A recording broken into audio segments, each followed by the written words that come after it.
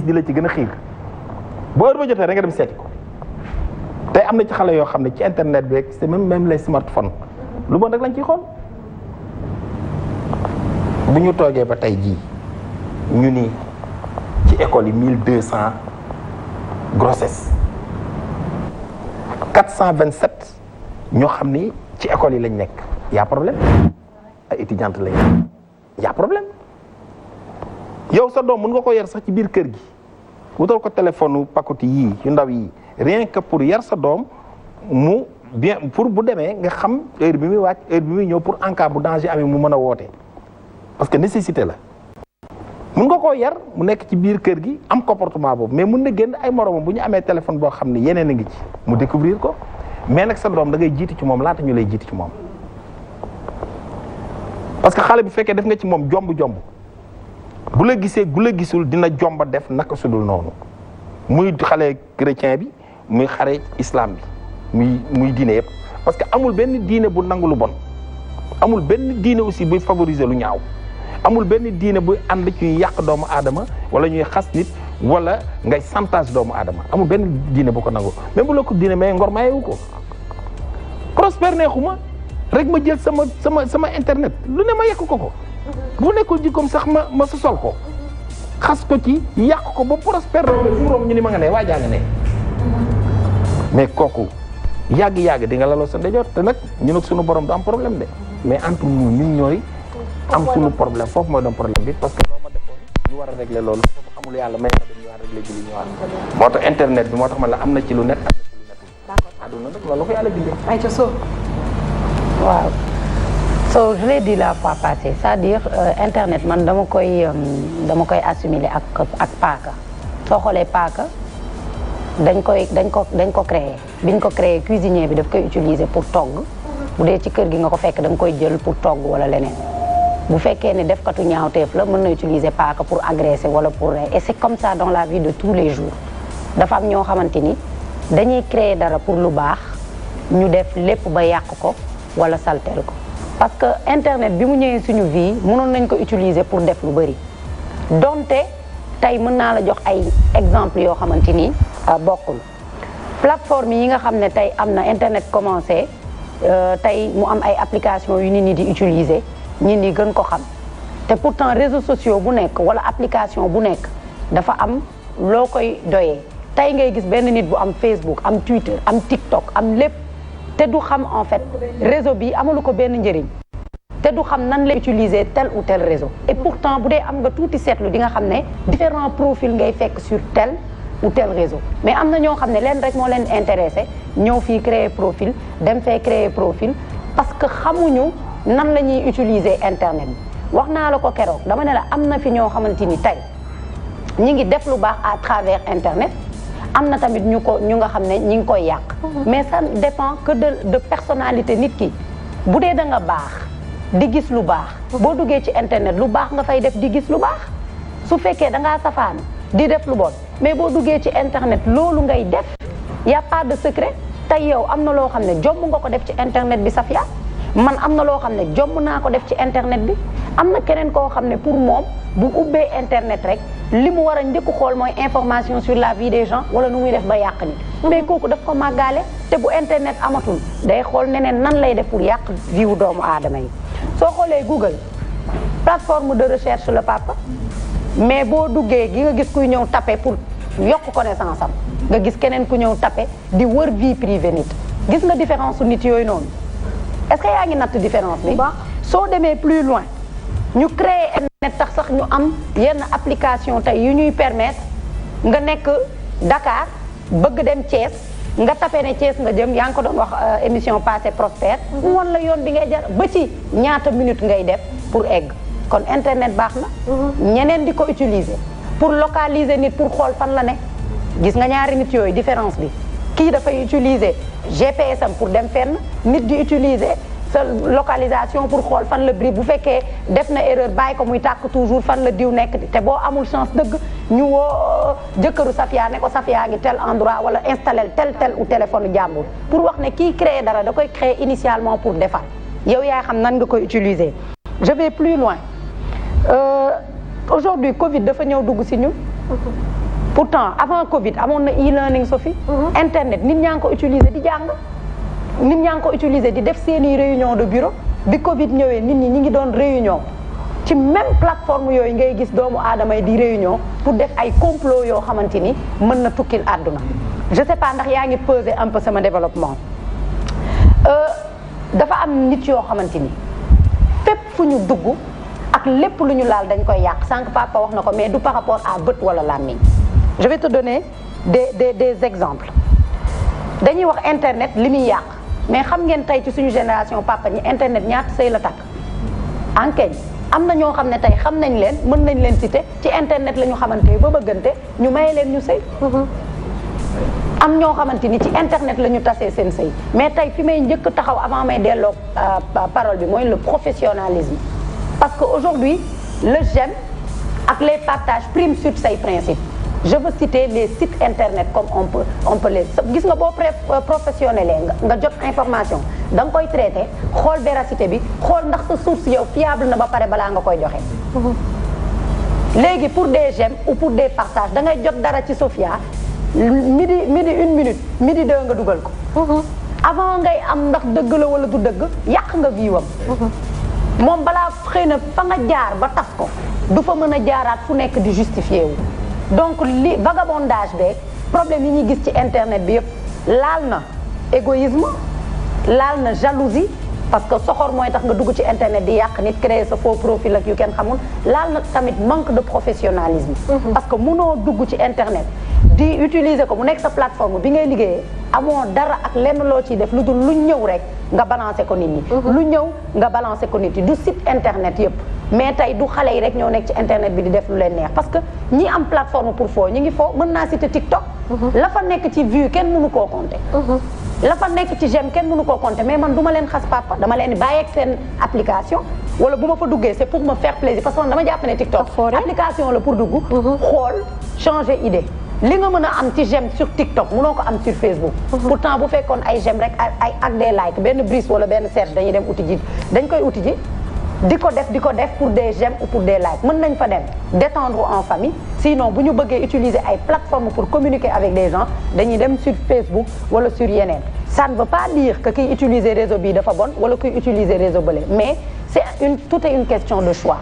internet mi ngi noonu yow yaay xool lan nga ciy def ndax lu baax nga ci bëgg def wala lu bon nga ci bëgg def ça dépend toujours de choix bi nga xam ne yaa ngi koy def ci utilisation bi. d'accord on revient à Prosper Sophie dégg nga lu mu wax par rapport ak utilisation bi mais Serge si on se rappelle la fois passée mi ngi doon wax que internet dafay refléter juste société bu ñu nekk c'est-à-dire la ñuy dundee loolu rek la ñuy yóbbu ci réseaux sociaux yi. dëgg la te li koy confirmer mooy dama doon wax sànq ne je ne sais pas ndax jotoon na jàll wala déet. jéem a baax ci internet moo gën a wóor jéem cee bon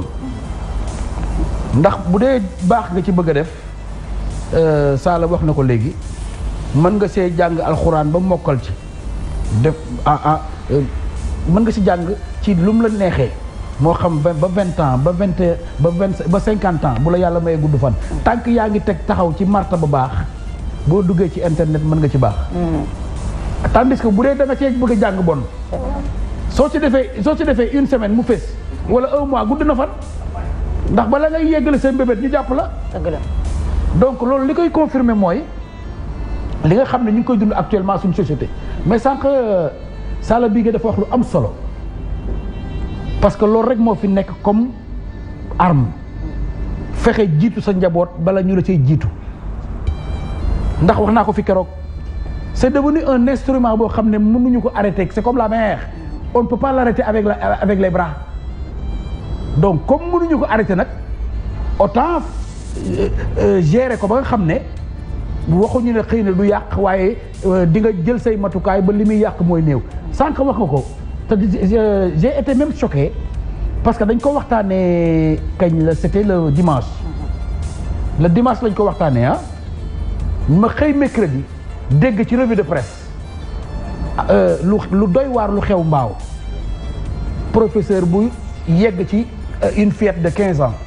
yaayam ni mu ko xamee mooy portable am la jël gis ci ay film yoo xam ne ni ay film porno la ma dëggal ne yaa nga bitim réew sama doom a ngi ci internat 15 ans la am duma la jox portable booy connecté woo dama lay jox uniquement portable boo xam ne boo xëyee ma xam ci ma dégganteeg yow bu tëdd jotee ma tëdd yow cela ne veut pas dire nag cela ne veut pas dire que damay cautionner loolu ci ñaaw teef yi li gën a ñaaw lu doomu aadama mën a def moroomu doomu aadamaam loolu ci la bokk mais pour dëggal rek ne lu nekk wax dama ko wax keroog moo tax bi ma xëyee lundi ma dégg ko revue de presse mu xaw ma tilté tuuti. waaw mais question bi ñu bëgg nga revenir ci. réponse bi sax laa soxla c'est-à-dire ban âge la ñu war a jox téléphone xale c'est-à-dire sa doom buy dem internat peut-être da ngay bëgg moyen de communication entre sa doom ak yow moo tax nga koy jox. xale ba nag la mu ciy utiliser yow peut-être nga bañ koo xam. affirmatif moo tax ma ne parce que il faut pas oublier c'est vrai wax naa ko pourtant sànq. fukki at ak ñett la am fukki at ak ñaar la am. fukki at ak juróom la am fukki at ak juróom benn la man damay jàpp ne ba tey xale nga xamagoo dinaa créer les conditions nag pour allo moom mën a am mais connexion booy tëddee sa néeg yow di dugg di surfer fu la neex parce que effectivement loolu nga xam ne nii gis nañ ko ci portable am mën na moom inciter ko moom pour mu découvrir lii lan la exactement moo tax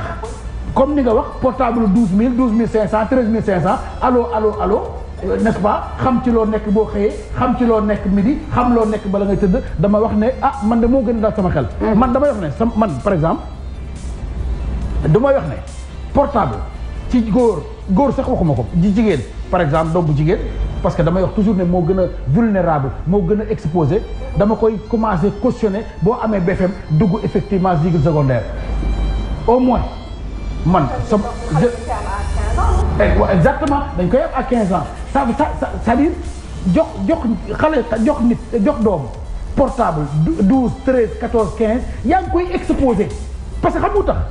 tant que yaa ngi am connexion dafay am lu ñuy wooyee les informaticiens peuvent me confirmer lu ñuy wooye spam day nekk ay messages yoo xam ne nga bëgg ko wala nga bañ ko day ñëw sa téléphone donc ñàkk connexion moo gën a wóor boo dee gune parce que il faut pas créer les conditions pour mu inciter la nga naan lii ñuy def nii lan la c'est valable pour lu jëm ci góor a jigéen c'est valable même pour publicité sangara c'est valable pour publicité cigarette ainsi de suite tant que xale bi mi ngi koy parce que c'est de l'agression c'est agression la parce que spam yi agression la c'est des messages yoo xam ne dañ koy wooyee sax message indésiré mu neex la day ñëw mu naqare la day ñëw donc damay wax ne diggante 12 13 14 15 ba 16 ans ba 17 ans ñàkk koo am de man dama jàpp ne moo gën a wóor. D'accord. Je ne dis pas nag que li ma wax noonu la. D'accord. N'est-ce pas? Oui. donc loolu mooy li nga xam ne ni bëggoon naa ci appesantiru mooy li ñu doon wax sànq. fexe jiitu ci njaboot gi. dama ci gis sax beneen je peux te laisser faire le tour du plateau. n'est-ce pas voilà très bien dama ci gis sax beneen boo xam ne. loolu dama koy digal xale yu góor yi parce que dafa am lu ma ci dund man. waaw dama lay digal xale yu góor yi ñu def attention. ci lan. très bien ci internet ak risque bi ci mën a am dama ko dund pour mën ko wax dama leen koy baaxee ñoom parce que am na ci réseau yoo xam ne li ñu xewal mooy dañuy fexe yow bay am say coordonnées woo la nuitamment booy la xale bu jigéen boo xam ne day mel ni ko yaayam juree woon. woo la téléphone dañuy fexe ba am say coordonnées. bu dee xale bu góor. waaw fexe ba am say coordonnées. woo la par via WhatsApp. appel vidéo. yow boo décroché rek. numéro boo xamul. mais xam nga c'est la curiosité c'est la curiosité souvent qui pousse quelquefois à faire des erreurs. heure boo décroché appel boobu da nga ciy gis xale bu jigéen boo xam ne maar détail day mel ni comme ne ko ndeyam juree woon bu boobaa yow pour nga raccrocher dafay xaw a jafe ci yow. lu tax muy jafe papa xaaral li mu wax ni dafa yomb trop. luy pour nga raccrocher day jafe. xamoo ko xamaanoo ko. ni nga def ba décrocher boo ko def ko ba raccrocher. mais ba xaaral ma ñëw dafa am fu mu commencé. dafa am fu mu commencé. aywa ndaw. non xaaral ma wax nii damay wax ne dama ko dund je l'ai vécu. li may wax nii du pour neexal émission. attention xale yu góor yi may dégg xam nañ moom li may wax dem naa ci sax man ba bëgg ci saisir Interpol parce que loolu lañ ma conseillé. il faut saisir Interpol def une plainte après ñu xool naka la ñuy def pour lijjanti ko looloo tax ma leen koy baaxee ñoom parce que dans un premier temps dafay nekk benn genre ami lay doon bu ñuy dem ba toll fu ñu lay wooyee yow parce que xam nañ la bu la wooyee nga décroché xale bu jigéen bi ci boppam moo lay wax moom ni mu bëgg yow nga def ko puisque moom def na nii looy xaar pour def comme ni ma def déglu bu baax li may wax Sophie gis nga bon boo yeggee ci loolu am na application bu ñuy installé boo xam ne instantanément ñi ngi enregistré yow di vidéo bi image yooyu la ñuy retourner après contre yow. ne la nga doon appel vidéo. waaw pour chantage la ne la maa ngi sa vidéo yoo xam ne ni nga ci mel dinaa ci def nangam dinaa ci def nangam dinaa ci def nangam est-ce que tu comprends ce que je veux dire. moi je comprends rien du tout. non moi je comprends pas parce que mënoo ne ma nit ki daf la woo appel vidéo elle était toute nue ñu ngi jéggalu après moom mu incité la ne la ni nga doon def xawma defal li ma def tu prends tout ce temps pour l'écouter la regarder et après tu dis que amul. waaw maanaam boo décroché rek ne salaamu kii rek raccroché. kese ne astafurlah. waaw rek prise raccroché. man xam nga. yooyu yëpp du ko ci teg. su may intervenir damay commencer par li Prosper wax. et dafa am ci lu may delloo mooy je pense que dafa important mooy responsabilité individuelle. pour juste si exemple bi mu joxe. xam nga Prosper nit ku la woo tamit. xamoo numéro bi. premier choix bi nga am mooy du ma ko jël. du ma ko jël parce que heure bi mu nekk. wala du ma ko jël ndax état bi ma nekk wala du ma ko jël parce que et cetera loolu c'est une première chose. Deuxième chose nga ne suñu la woowee won la sur la vidéo da ngay gis xale boo xamante ni si solul yére gone bu jigéen bu solul yére man ma responsable xam ni kii xamuma ko ki may gis ci écran bi non du ma yegg ak moom fu ñu ma naan defal ni muy def am naa droit wu couper sama téléphone. Absolument. Et pour moi nit ñi balaa ñuy sànni xeer internet les dérives sur internet il faut qu'on puisse dire aux gens que lii xew ci internet day appeler profondément suñu sens de la responsabilité mooy ku nekk xam ni sañ naa lii sañuma lee man encore une fois su may wax sama avis personnel ku décider di waxtaan ak xaleel bu jigéen wala xaleel bu góor solo dara wala am ci position boo nekk su dee yow loolu nga choisir et que pare nga pour assumer les conséquences du ma juger. sëñ Cheikh keroog loolu la doon wax ci émission bi je pense du ma juger ce choix lay nekk mais su fekkee man dama bëgg a moytu ëllëg parce que bëgg naa doon dara ci réew mi wala ëllëg bëgguma sama ay doom ñu gis ay image de moi yoo xamante ni si su ma sañoon du luy siw mais su ma nekkee si situation boobu noonu damay décliner appel bi mën a avancer loolooy responsabilité. maintenant on parle de dérive sur. mais xale góor yi ci réseaux sociaux ci Facebook nee nañ loolu góor rek moo ko mën a comprendre li Prosper di expliquer. non ba en tout cas ba may ñëw si émission bi.